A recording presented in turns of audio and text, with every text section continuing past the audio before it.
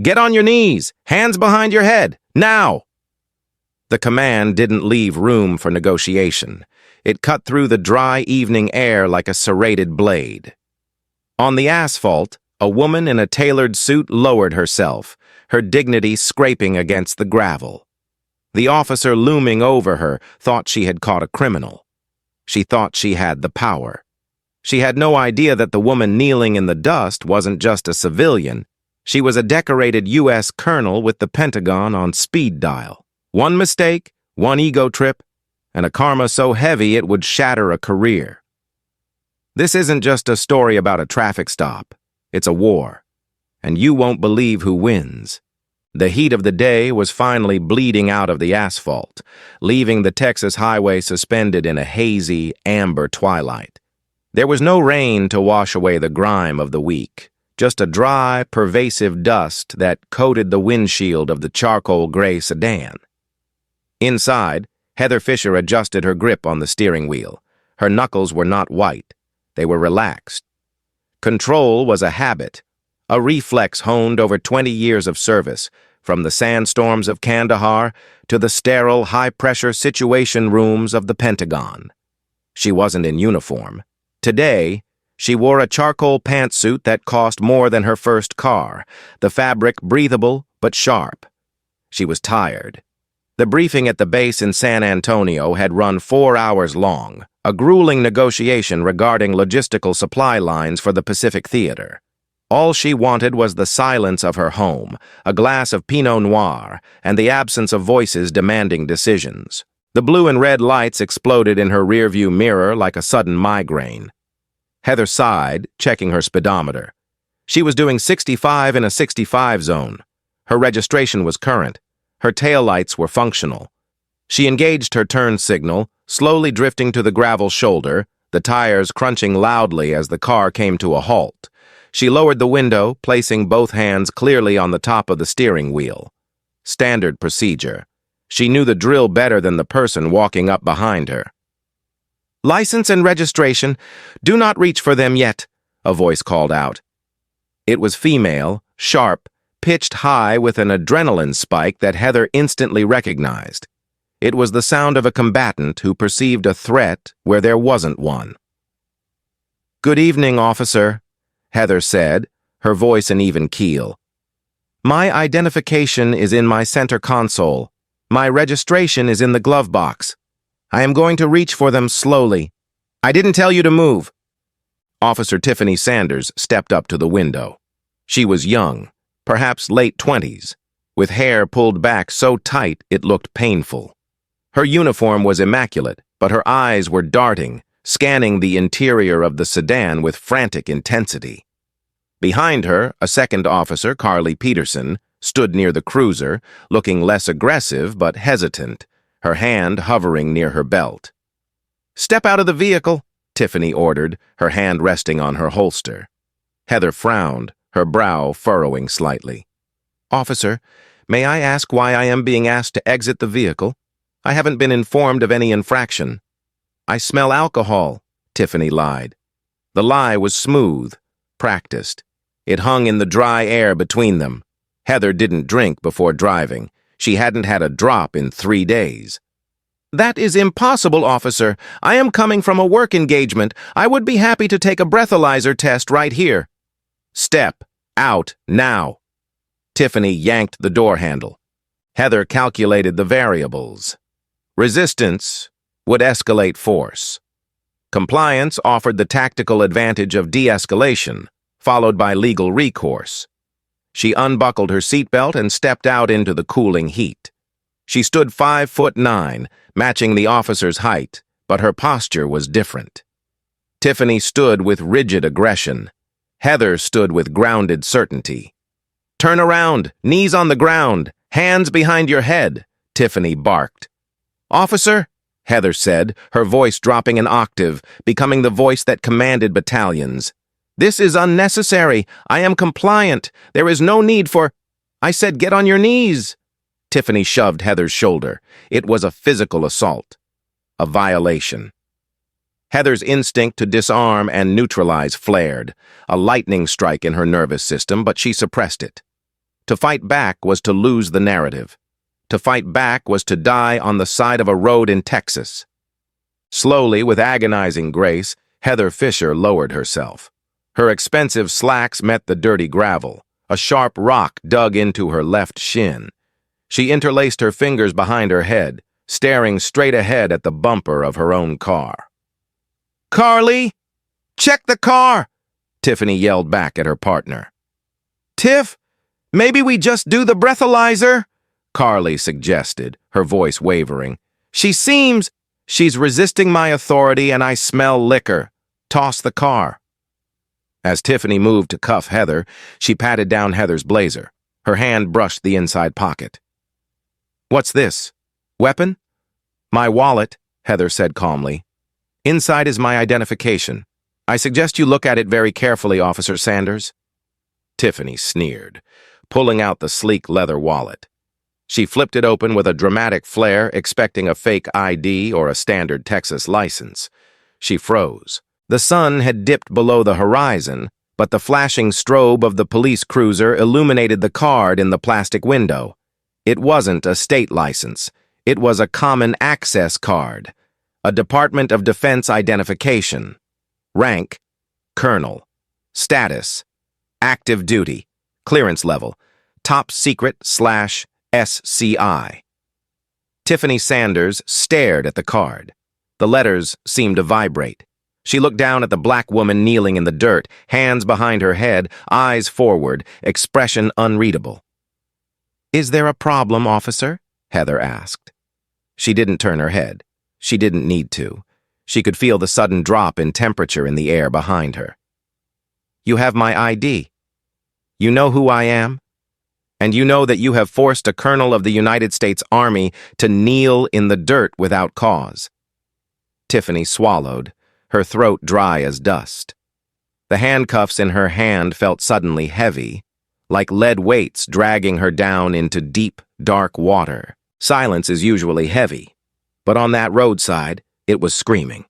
Officer Tiffany Sanders stood paralyzed, her thumb tracing the edge of the military ID.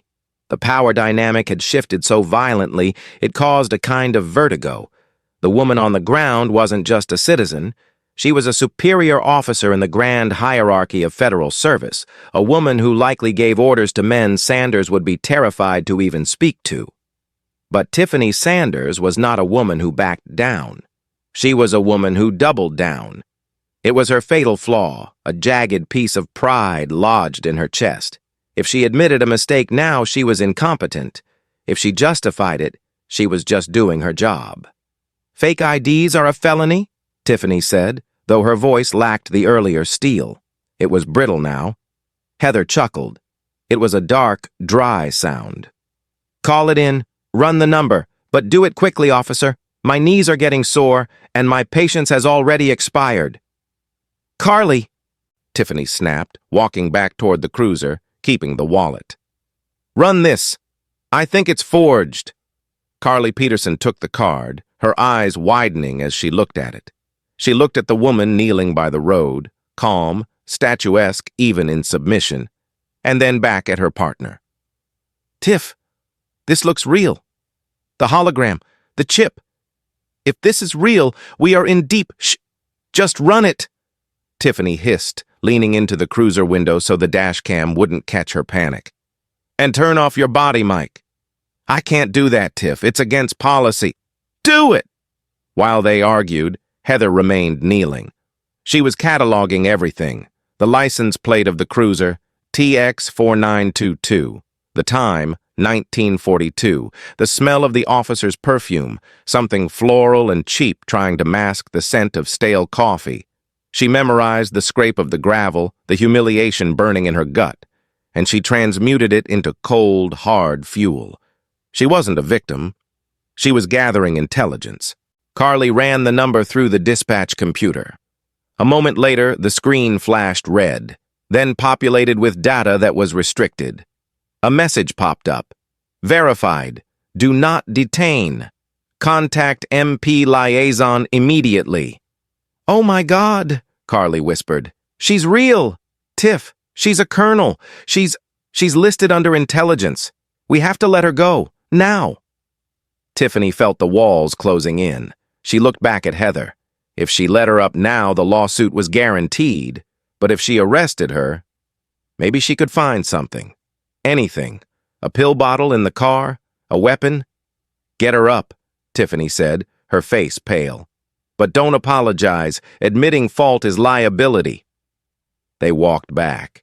Tiffany didn't offer a hand. You can stand up. Heather rose. She didn't groan, though her joints popped. She brushed the dust off her knees, the sharp movement sending little clouds of dirt into the air. She extended her hand. My identification. Tiffany slapped the wallet into Heather's palm.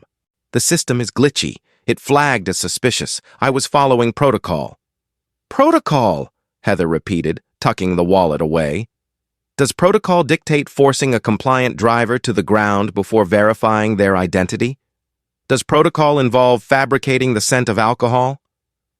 I smelled what I smelled, Tiffany said, crossing her arms, her chin tilting up defiantly.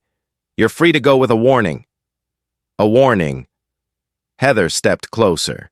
The gap between them was less than a foot. Tiffany was armed, but Heather was the weapon.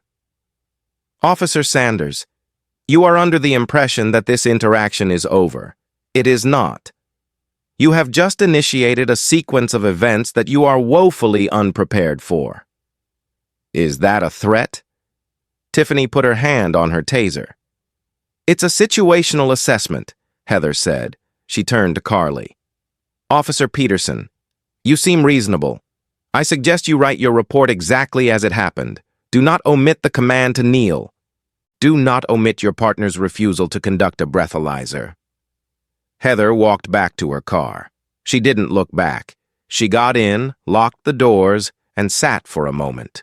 Her hands, finally hidden from view, trembled slightly. Not from fear, but from the adrenaline dump of suppressed rage. She took a deep breath, inhaling the familiar scent of leather and sanitizer. She pulled her phone out and dialed a number. It rang once. Ramirez, a voice answered, sharp, alert. Monica, Heather said, pulling the car back onto the highway, her eyes fixed on the rearview mirror where the police cruiser was shrinking into the distance. I need you to meet me at the house, bring a recorder, and clear your schedule for tomorrow morning. What happened? You sound cold. I was just detained by local law enforcement. Officer Sanders, badge number 402. She put me on my knees on Route 9, Monica, on the side of the road. There was a silence on the other end of the line, heavy and dangerous. Monica Ramirez was the top JAG lawyer for the region. She was a pit bull in a skirt suit. I'm on my way, Monica said. Do you want me to call the general? No, Heather said, her eyes narrowing as she merged into the fast lane. Not yet. I don't want a rescue mission. I want an excavation. I'm going to bury that department, and I'm going to do it by the book. Heather's home was a modern sanctuary of glass and steel, perched on a hill overlooking the lights of Austin.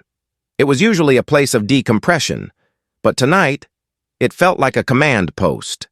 The minimalist living room was illuminated only by the city glow and the blue light of 2 laptops. Monica Ramirez paced the floor. She was shorter than Heather, with sharp features and eyes that missed nothing. She held a glass of bourbon but hadn't taken a sip in 20 minutes. Assault under color of authority, Monica listed, ticking off fingers. Unlawful detention, civil rights violations, and that's just the civil side. If we push for a federal review, we can get her on deprivation of rights. Heather sat on the white leather sofa, an ice pack pressed to her shin where the rock had cut the skin. The physical wound was minor. The psychological breach was the target. She knew Monica. The moment she saw the ID, she knew, and she didn't pivot to an apology. She pivoted to a cover-up. She claimed she smelled alcohol? A fabrication to justify the exit order. She'll stick to it. She has to. Who was the partner? Peterson. Young, terrified. She wanted to de-escalate, but she didn't intervene. She's complicit, but she's the weak link. Monica stopped pacing and looked at Heather. You know how this goes, Heather. The police union will circle the wagons. They'll dig into your record. They'll try to find a parking ticket from 1998. They'll leak stories that you were erratic or suffering from PTSD. They always play the PTSD card with vets. Let them, Heather said, lowering the ice pack. My record is spotless. My psychological evaluations are current and exemplary. I'm not worried about what they find on me. I want to know what we find on her. Meanwhile, across town, the atmosphere was vastly different. The precinct break room smelled of stale donuts and anxiety. Tiffany Sanders was typing furiously on a report terminal, her jaw clenched tight. "Tiff, you can't write that," Carly whispered, leaning over her shoulder. "She didn't stumble. She wasn't slurring." "She was aggressive," Tiffany snapped. "Her eyes were glazed. I feared for my safety. That's the line, Carly. Feared for my safety. It's the magic phrase. It justifies the takedown." "She's a colonel, Tiff. A colonel. Do you know what kind of pull they have?" "She's a civilian when she's on my highway." Tiffany slammed the keyboard tray shut. "I don't care about her medals. She disrespected me. She challenged my authority. I did everything by the book." "You turned off the body mic," Carly said quietly. Tiffany spun around, her eyes cold. "The battery died. That's what the report says. And if you know what's good for your career, Peterson, that's what your report says too. You want to be a rookie forever? Or do you want to have a partner who has your back when things go south?" The door to the break room swung open. Chief Haley Powell stood there. She was a woman in her 50s, graying hair cut into a practical bob, her face lined with the stress of budget cuts and political maneuvering. She held a tablet in her hand. "Sanders, Peterson, my office. Now." The walk to the chief's office felt like a march to the gallows for Carly. For Tiffany, it was a nuisance. She had been in trouble before, excessive force complaints, rude conduct, but she always survived. Her uncle was on the city council. She was untouchable. Inside the office, Chief Powell threw the tablet onto her desk. "I just got a call from the base commander. Apparently one of his senior logistics officers was treated like a cartel hitman on Route 9 tonight. Care to explain?" "She was driving erratically, Chief," Tiffany lied effortlessly. "I initiated a stop. She was non-compliant. I followed standard safety procedures." "She says you forced her to kneel," Powell said, her voice dangerously quiet. "She refused to stay by the vehicle. I needed to control the scene." Powell looked at Carly. "Peterson, is that how it went?" Carly looked at Tiffany, who was staring straight ahead, daring her to break rank. Then she looked at the chief. The silence stretched, thin and agonizing.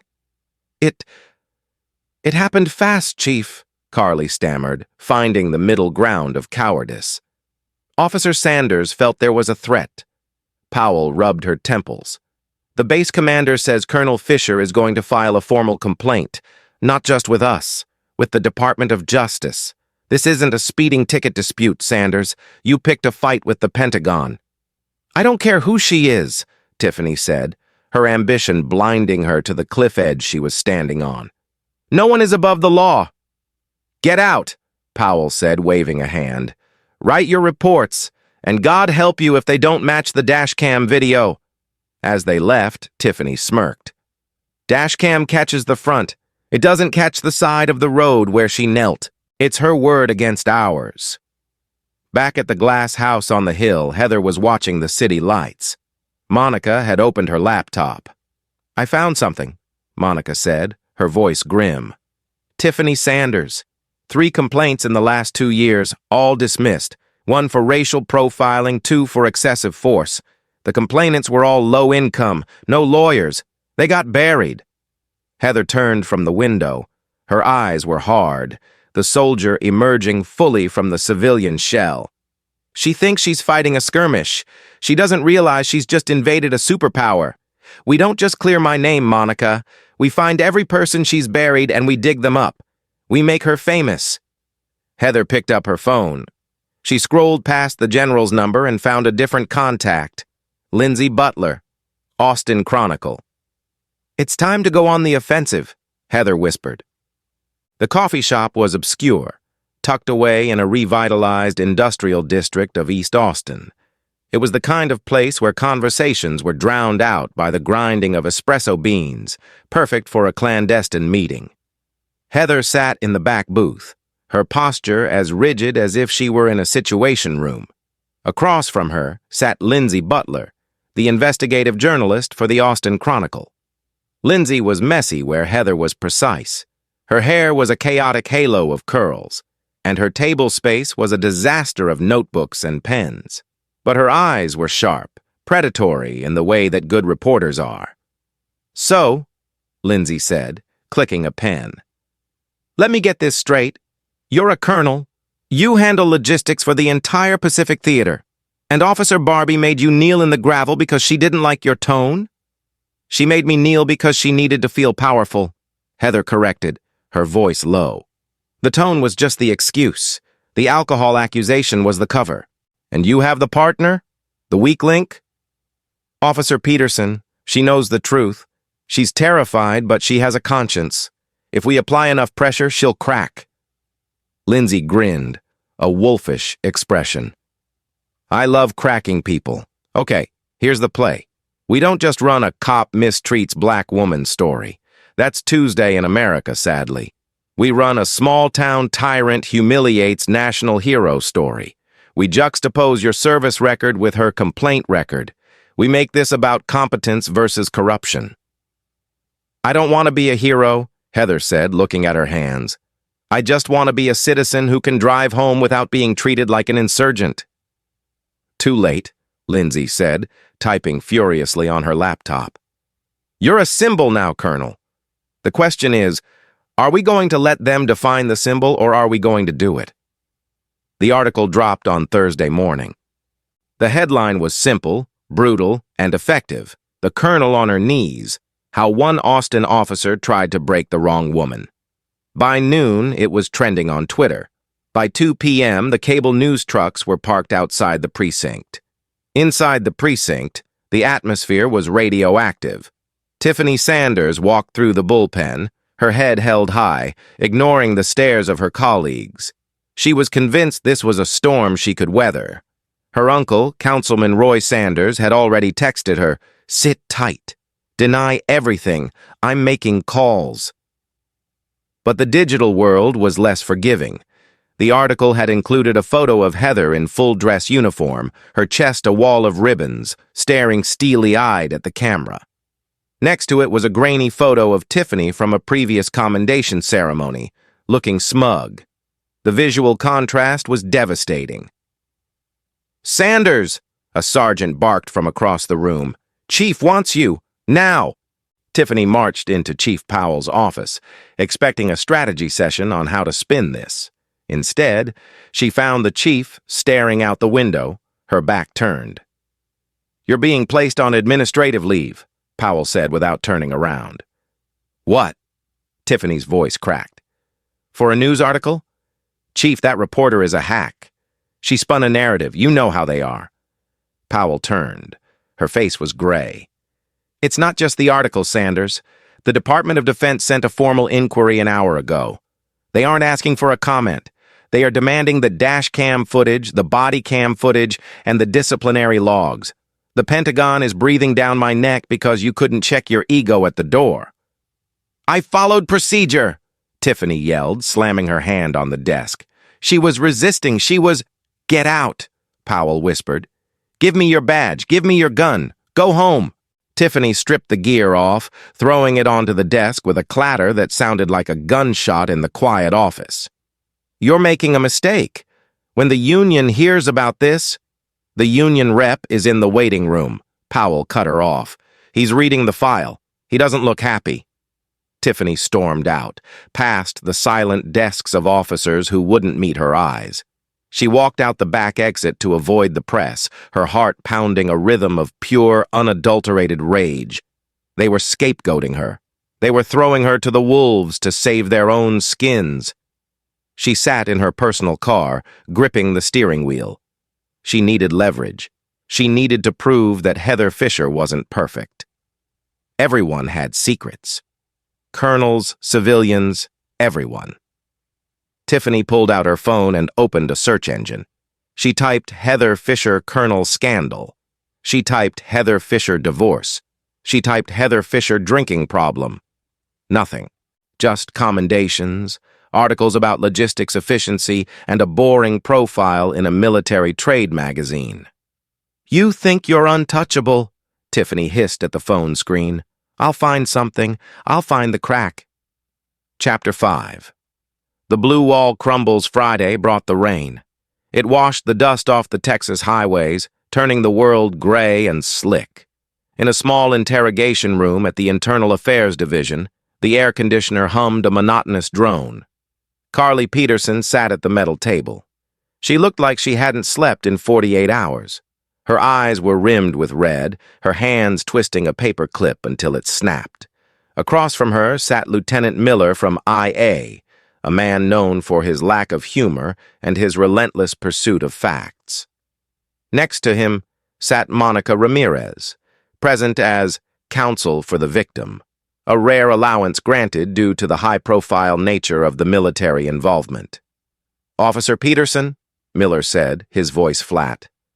"Let's go over the timeline again. 1940 hours. You initiate the stop." "Tiffany initiated the stop," Carly corrected, her voice barely a whisper. "Why?" She said the vehicle swerved." "Did you see the vehicle swerve?" Miller asked. Carly hesitated. The blue wall of silence was a real thing. It was the unspoken pact that kept cops safe, the brotherhood that said you never rat on your partner. If she broke it, she was done. She would be an outcast, a pariah. But then she remembered the look in Heather Fisher's eyes. Not fear, disappointment. And she remembered Tiffany's voice in the break room, threatening her. "You want to be a rookie forever?" "No," Carly said. The word hung in the room. Miller didn't blink. "You did not see the vehicle swerve?" "The vehicle maintained its lane. It was doing the speed limit." "Tiffany, Officer Sanders said she didn't like the car. She said it looked arrogant. A luxury sedan with tinted windows." Monica Ramirez leaned forward, her eyes sharpening. "Profiling?" "I don't know," Carly said, tears welling up. "Maybe. She just wanted to pull it over. She was bored. We hadn't had a call in 3 hours." Miller made a note. "The body camera. Officer Sanders' report states her battery died. Your report states the same." Carly flinched. This was the felony, falsifying a report.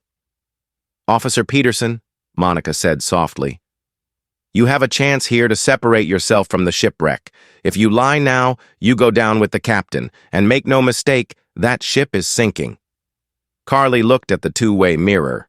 She knew Tiffany wasn't behind it, but she felt her presence, the bullying, the domination. "My battery didn't die," Carly whispered. Miller looked up. "Excuse me?" "My battery didn't die. She told me to turn it off. I pretended to, but I didn't." The silence in the room was absolute. "You have footage?" Miller asked, his pen hovering. "No," Carly said, shaking her head. "I was so scared she would check the log, so I turned it off after she yelled at me. But..." She reached into her pocket and pulled out her personal cell phone. "I started a voice memo app on my phone. In my pocket. I recorded the whole thing. From the moment we walked up to the car." Monica let out a breath she didn't know she was holding. "Play it," Miller ordered. Carly tapped the screen. The tinny audio filled the room. "Step out of the vehicle." Tiffany's voice, shrill and aggressive. "Officer, may I ask why?" Heather's voice, calm, reasonable. "I smell alcohol." "That is impossible, officer." "Step out. Now." And then the damning part, the part that wasn't in the report. "I didn't tell you to move. Get on your knees." And later, the whispered conversation near the cruiser. "Just run it. And turn off your body mic." "I can't do that, Tiff." Do it! Miller sat back, closing his folder. That's conspiracy. That's obstruction. That's falsification of evidence. He looked at Carly. You're suspended, Peterson, pending investigation. But this recording, this probably keeps you out of jail. It definitely buries Sanders. Carly put her head in her hands and sobbed. It wasn't a cry of relief. It was the morning of her career, the end of her innocence. She had done the right thing, and it felt like she had just cut off her own arm. While the legal gears were grinding Tiffany Sanders into dust, the personal toll was mounting for Heather. Saturday morning. Heather stood in her kitchen, staring at a cup of coffee. Her hand was trembling again. It was a delayed reaction. The adrenaline had faded, leaving behind the residue of trauma. She kept hearing the command, "Get on your knees." It wasn't just the words, it was the memory of helplessness. For 20 years, she had built a fortress of competence and rank around herself to ensure she would never be helpless. She had outworked every man in her unit. She had studied harder, run faster, stayed later. And in 5 minutes on a Texas highway, a woman with a badge and an inferiority complex had stripped it all away. The doorbell rang. Heather startled, spilling coffee on the counter. She cursed, grabbing a towel. She checked the security camera feed on her phone. It was Monica. She opened the door. Monica stood there with a bottle of wine and a grim expression. "It's 10 a.m., Heather said. "It's 5 p.m. somewhere in the Empire," Monica replied, walking in. "We got the recording. Carly Peterson flipped. She had audio on her personal phone." Heather leaned against the island, closing her eyes. "So it's over." "The investigation is over. The war isn't. Tiffany Sanders isn't going quietly. Her lawyer, some shark her uncle hired, is already leaking stories to the blogs. They're trying to spin the recording, saying it's edited, saying you provoked her before the recording started." "Desperation," Heather said. "Dangerous desperation," Monica warned. "And there's something else. A car was seen parked at the end of your driveway last night. A dark sedan. It sat there for an hour, then left." Heather's eyes snapped open. "Who?" "We don't know. But Tiffany was suspended yesterday. She has time on her hands, and she has a history of not letting things go."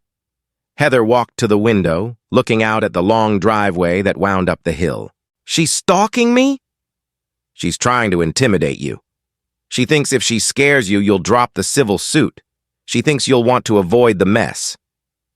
Heather laughed, but there was no humor in it. "She thinks I'm a civilian, Monica. She thinks I'm a suburban lady who gets scared of shadows."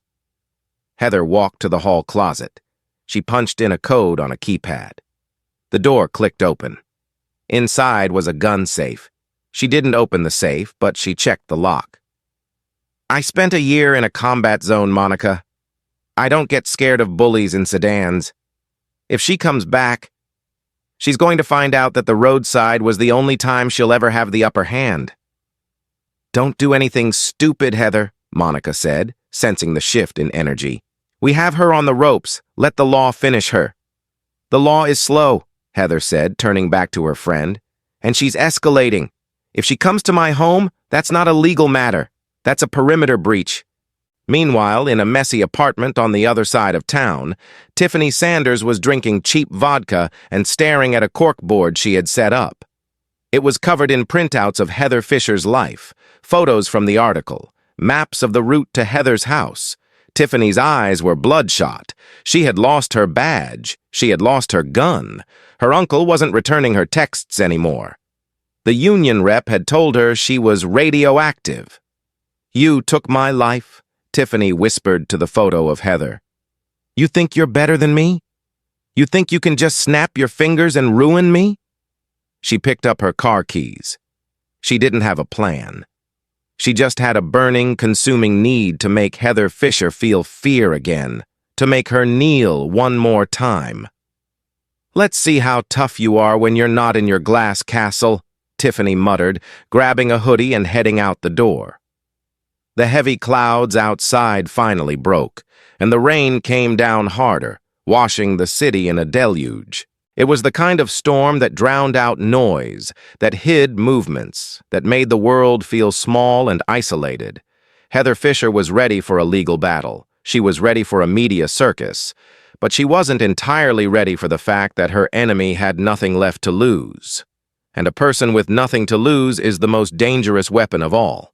The storm that had threatened the city passed as quickly as it had arrived, leaving the Austin sky a bruised purple, dotted with the first emerging stars. The air was crisp, the earlier humidity swept away by the wind, but the ground remained damp, holding the scent of ozone and wet pavement. Inside the glass house on the hill, the silence was absolute, a heavy, deliberate silence that Heather Fisher had cultivated. Heather sat in her living room, a space of sharp angles and modern shadows. She had turned off the ambient jazz that usually played in the evenings.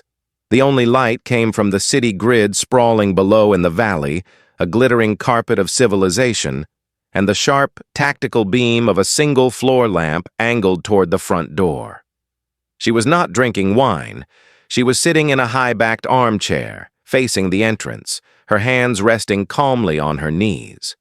Her breathing was slow, rhythmic, the kind of breathing taught to snipers to lower their heart rate. On the side table, just out of sight from the window, lay her service pistol, a Sig Sauer P320. Chambered. Safety on. A spare magazine lay beside it. She didn't need to check the security cameras anymore. She felt the intrusion. It was a vibration in the air, a disturbance in the sanctity of her perimeter. The sound of shattering glass came from the rear patio, the guest entrance. It wasn't the clean, precise cut of a professional.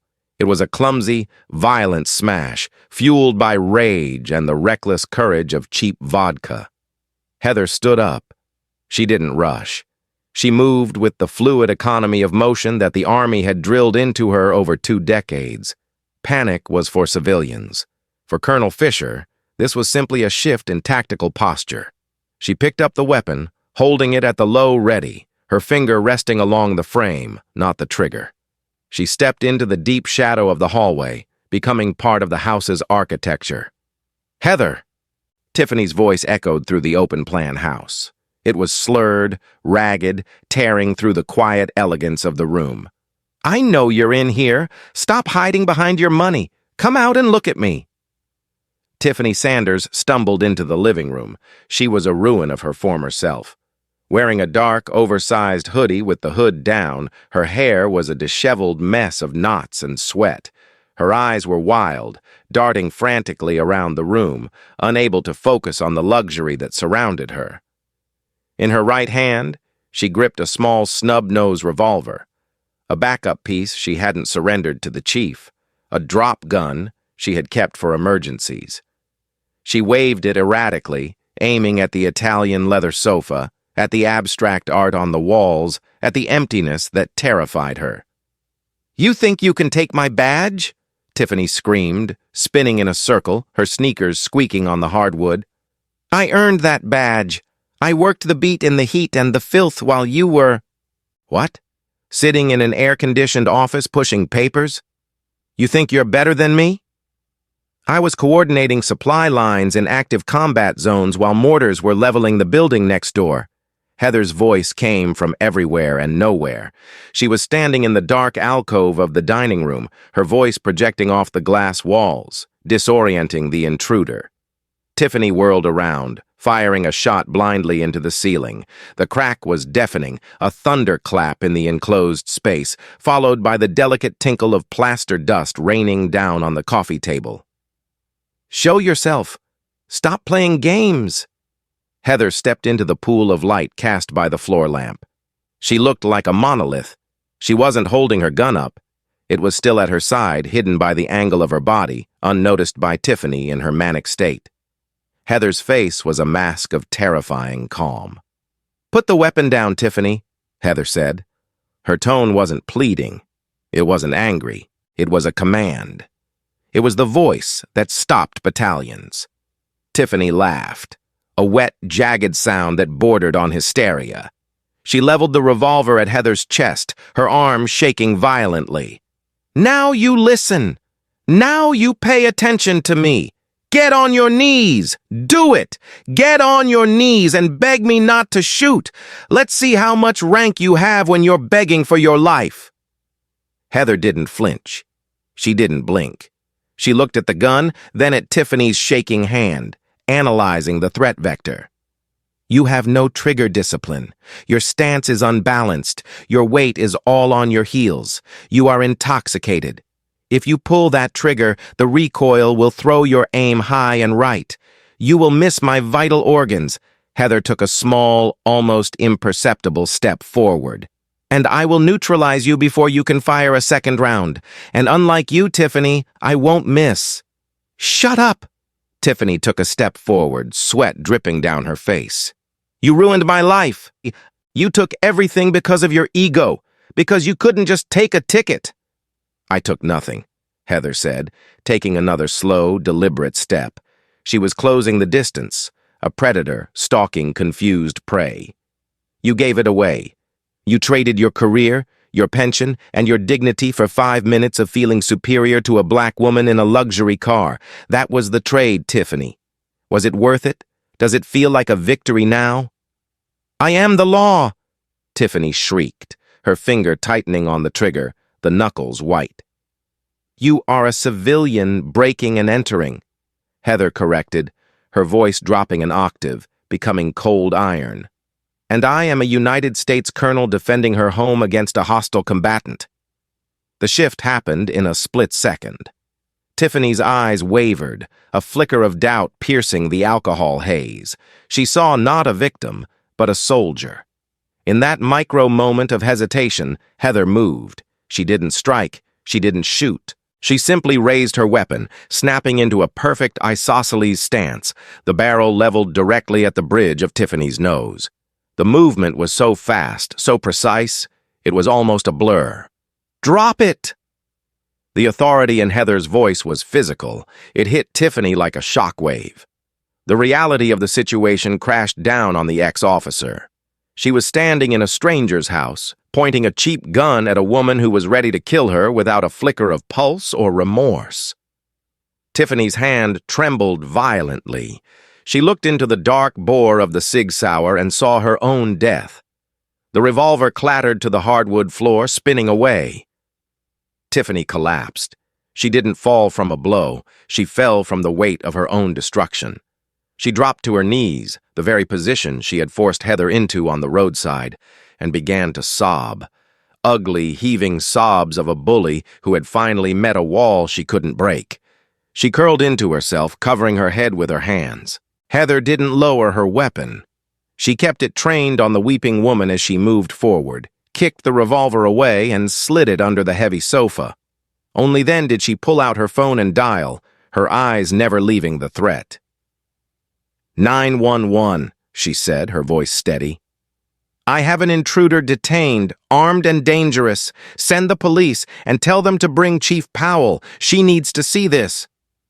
The trial of Tiffany Sanders was not the chaotic media circus the tabloids had promised. It was surgical. It was precise. It was a systematic dismantling of a person who thought the system existed to serve her. The courtroom in downtown Austin was packed to capacity, the air thick with the scent of floor wax and anticipation. Heather sat in the front row, wearing her full dress blues, her rack of medals gleaming under the fluorescent lights. Her posture was impeccable, a sharp contrast to the slouching figures in the gallery. Beside her sat Monica Ramirez, who wasn't acting as her lawyer today, but as her anchor, her hand resting supportively on the bench near Heather's. Tiffany sat at the defense table. She looked small, diminished. The bravado was gone, replaced by a gray, hollowed-out look. She wore a modest pastel cardigan, trying to play the part of the misunderstood public servant, a victim of circumstance. But the jury wasn't looking at her clothes. They were looking at the large screen mounted on the wall. The prosecution, led by a district attorney who smelled blood, played the audio recording from Carly Peterson's phone. "I didn't tell you to move. Get on your knees." The voice filled the room, hateful, arrogant, undeniable. It echoed off the wood paneling, stripping away any defense Tiffany's lawyer had tried to build. Then they played the 911 call from the night of the break-in. "I am the law," followed by the deafening crack of a gunshot. There was no defense. Tiffany's lawyer, a sweating man named Mr. Henderson, tried to argue stress, PTSD from the tough streets, a momentary lapse in judgment caused by burnout. He tried to paint Heather as an intimidating figure who provoked a tired officer, but Monica had done her work behind the scenes. She had provided the prosecution with the buried files, the 3 previous complaints. The pattern was established. This wasn't a mistake, it was a personality trait. It was a pathology. Then came the pivotal moment. Carly Peterson took the stand. She looked older than her years, pale and shaking, but she walked with a grim determination. She didn't look at Tiffany, who was glaring holes into the side of her head. She looked at the jury. "Officer Peterson," the prosecutor asked gently, "why didn't you intervene on the roadside? Why didn't you stop her?" Carly took a deep breath, her voice trembling. "Because I was a coward. Because the culture told me that protecting the badge was more important than protecting the public. I was taught that the blue wall was sacred, and that if I crossed it, I would be the enemy." She paused, wiping a tear from her cheek. "But when I saw Colonel Fisher on her knees, a woman who serves our country, I realized the badge doesn't mean anything if the person wearing it is corrupt. I was wrong to stay silent, and I am sorry." A pin could have dropped in the silence that followed. It was the nail in the coffin. The blue wall hadn't just cracked. It had shattered. The verdict came back in 4 hours. The jury foreman, a middle-aged schoolteacher, read the decision with a steady voice. "Guilty on all counts: aggravated assault with a deadly weapon, burglary of a habitation, false imprisonment, and official oppression." The sentencing was held 2 weeks later. The judge, the Honorable Sarah Vance, a stern woman who had no patience for the abuse of power, looked over her glasses at Tiffany. "Ms. Sanders," Judge Vance said, her voice echoing in the hush, "you were given a sacred trust. You were given the power to deprive citizens of their liberty in the name of safety. You used it as a weapon to feed your own ego. You didn't just hurt Colonel Fisher, you hurt every good officer who puts on that uniform and tries to do the right thing. You broke the covenant between the police and the people." The gavel came down. Sentencing: 8 years in state prison. No parole for 4. Tiffany didn't scream. She didn't cry. She just froze, her face going slack as the bailiff moved to cuff her. The clicking of the handcuffs was the loudest sound in the room. For the first time in her life, she was the one in chains, being led away, helpless, her power completely evaporated. As she was walked past the gallery, shuffled along by the very deputies she used to joke with, she looked at Heather. She stopped for a brief second, searching for something in Heather's face. Pity, perhaps? Anger? Heather met her gaze. She didn't smile. She didn't gloat. She just nodded, a single, sharp acknowledgement of the end. It was a look that said, "The war is over. You lost." Outside the courthouse, the steps were a sea of microphones and cameras. The sun was bright, blindingly so. Lindsay Butler was there, standing at the front of the press pack, beaming. "Colonel Fisher, Colonel, do you feel justice was served today?" Heather stepped up to the microphones. She adjusted her cap, ensuring the angle was regulation. She looked out at the city she called home. "Justice is not a feeling," Heather said, her voice carrying over the crowd, silencing the chatter. "Justice is a mechanism. It worked today because brave people, Officer Peterson, my counsel, the jury, decided to make it work. But let us not mistake this for victory. A victory would have been if I had never been on my knees in the dirt. A victory would be if we didn't have to fight wars in our own streets just to be treated with dignity." She turned to leave, but Lindsay shouted one last question. "What's next for you, Colonel? Are you going into politics?" Heather paused. She looked at the sky, clear and blue and infinite. She thought of her team in the Pacific, the logistics, the mission. "I have a job to do," she said, a small, genuine smile finally touching her lips. "I'm going back to work." 18 months later. The Pentagon briefing room was cold, sterile, and quiet. The map on the wall displayed the entire Pacific Rim, dotted with digital markers representing fleets, supply depots, and personnel. "General Fisher?" Heather turned from the screen. She wore a new rank now. The eagle of the colonel had been replaced by the single star of a brigadier general. "Yes, Captain?" A young captain stood in the doorway. He was nervous, holding a tablet with trembling hands. "The Joint Chiefs are ready for your assessment on the logistics corridor." "Thank you, Captain. I'll be there in 2 minutes." The captain turned to leave, but he hesitated. "Ma'am?" "Yes?" I just wanted to say, I read about what happened in Texas. I followed the trial. I just wanted to say, thank you for standing up." Heather looked at the young man. He was black, barely 25, with the eager, terrified look of someone who wanted to do everything right. She walked over to him.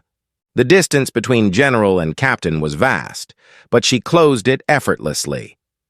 "What is your name, Captain?" "Captain David Ross, ma'am." "Captain Ross, do you know why I stood up?" Because she was wrong, ma'am." "No," Heather said softly. "I stood up because if I stayed on my knees, I would have given her permission to put you on yours." The captain's eyes widened. He stood a little straighter. "We wear this uniform to protect the country, Captain. That includes protecting it from the rot inside. Never forget that your rank commands respect, but your character commands loyalty. Do you understand?" "Yes, ma'am," loud and clear. "Good. Now walk with me. We have a briefing to give." Heather walked out of the office, the captain matching her stride. She moved with the same power she had on the side of the road, the same power she had in her living room with a gun in her face. But now, it wasn't a shield. It was a light. She had been through the fire. She had been dusted with the dirt of the road.